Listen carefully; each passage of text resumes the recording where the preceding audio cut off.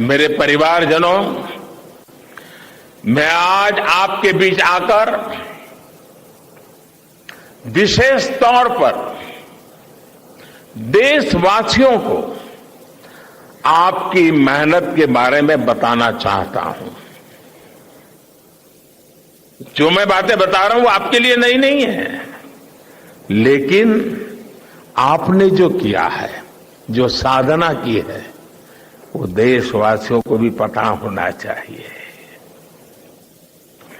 भारत के दक्षिण हिस्से से चंद्रमा के दक्षिणी ध्रुव तक चंद्रयान की ये यात्रा आसान नहीं थी।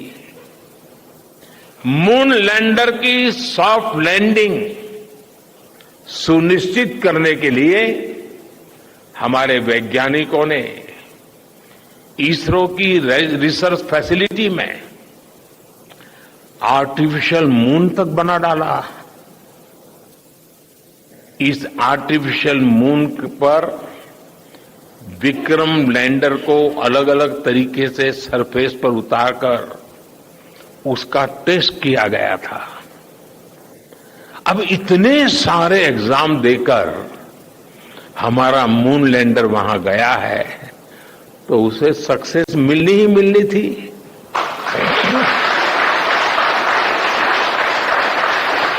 साथियों, आज जब मैं देखता हूं कि भारत की युवा पीढ़ी साइंस को लेकर, स्पेस को लेकर, इनोवेशन को लेकर इतनी एनर्जी से भरी हुई है, तो उसके पीछे हमारे ऐसे ही स्पेस मिशंस की सफलता है।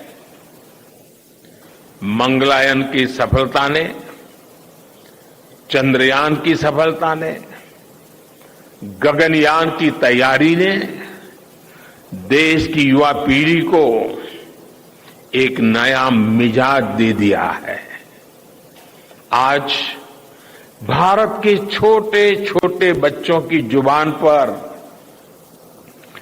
चंद्रयान का नाम है। आज भारत का हर बच्चा आप वैज्ञानिकों में अपना भविष्य देख रहा है।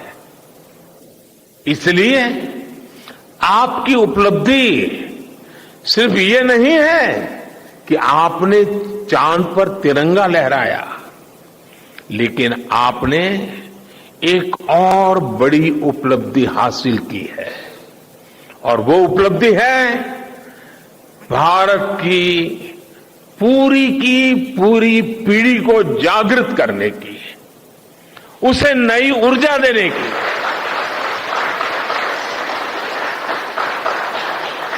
आपने एक पूरी पीढ़ी पर अपनी सफलता की गहरी छाप छोड़ी है। आज से कोई भी बच्चा रात में जब चंद्रमा को देखेगा तो उसको विश्वास होगा कि जिस हौसले से मेरा देश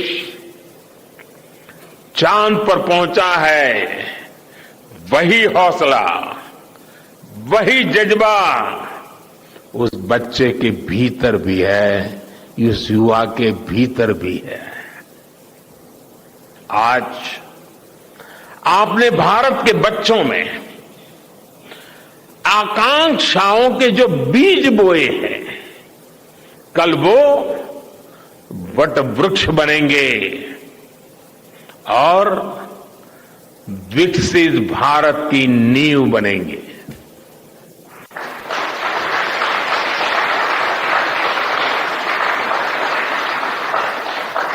हमारी युवा पीढ़ी को निरंतर प्रेरणा मिलती रहे, इसके लिए एक और निर्णय लिया गया है। 23 अगस्त को जब भारत ने चंद्रमा पर तिरंगा फहराया, उस दिन को अब हिंदुस्तान नेशनल स्पेस डे के रूप में मनाया जाएगा।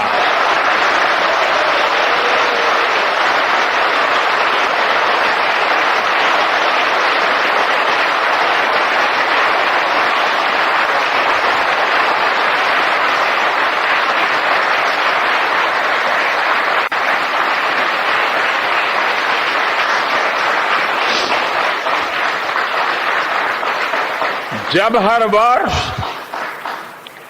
National space day science, technology और इनोवेशन की स्पिरिट को सेलिब्रेट करेगा, हमें हमेशा हमेशा के लिए प्रेरित करता रहेगा।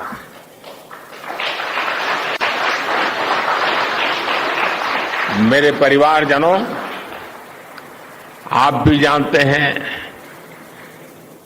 कि स्पेस सेक्टर का जो सामर्थ्य है वो सैटेलाइट लॉन्च करने या अंतरिक्ष की खोज से कहीं ज्यादा बड़ा है। स्पेस सेक्टर की एक बहुत बड़ी ताकत है जो मैं देखता हूं, वो है ईज ऑफ लिविंग और ईज ऑफ गवर्नेंस। आज देश में स्पेस एप्लीकेशंस को गवर्नेंस के हर पहलू से जोड़ने की दिशा में बहुत बड़ा काम हुआ है। आप लोगों ने जब मुझे प्रधानमंत्री के रूप में काम का दायित्व दिया,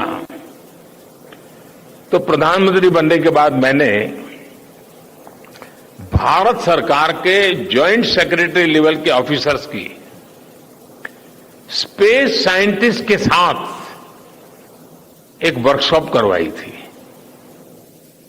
और इसका मकसद ये था कि गवर्नेंस में, शासन व्यवस्था में ट्रांसपेरेंसी लाने में स्पेस सेक्टर की ताकत का ज्यादा से ज्यादा इस्तेमाल कैसे करें।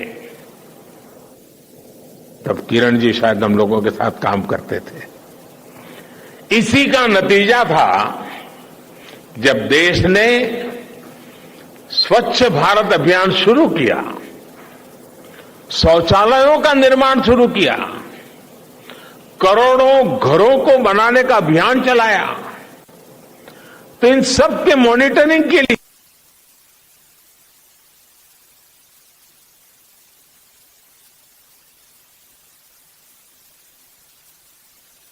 का निर्माण शुरू किया, करोड़ों घरों को बनाने का अभियान चलाया। तो इन सब के मॉनिटरिंग के लिए, उसकी प्रगति के लिए स्पेस साइंस ने बहुत मदद की। आज देश में दूर दराज के इलाके में एजुकेशन, कम्युनिकेशन और हेल्थ सर्विसेज पहुंचाने में स्पेस सेक्टर की बहुत बड़ी भूमिका है। इन दिनों आजादी के अमृत महोत्सव के निमित्त जो जिले जिले में अमृत सरोवर बन रहे हैं, उसका भी टैगिंग, उसकी भी मॉनिटरिंग स्पेस के द्वारा ही हो रही है। बिना स्पेस टेक्नोलॉजी के हम टेलीमेडिसिन और टेली एजुकेशन की कल्पना तक नहीं कर सकते। स्पेस साइंस ने देश के रिसोर्सेज के ऑप्टिमम यूटिलाइजेशन में भी बहुत मदद की है। हमारे देश के एग्रीकल्चर सेक्टर को ताकत देने में, मौसम का अनुमान लगाने में स्पेस सेक्टर जो मदद करता है वो देश का हर किसान जानता है। आज वो देख लेता है अपने मोबाइल पर अगले सप्ताह मौसम का क्या हाल है। देश के करोड़ों मछुआरों को आज नाविक सिस्टम से जो सटीक जानकारी मिल रही है वो भी आप ही की देन है।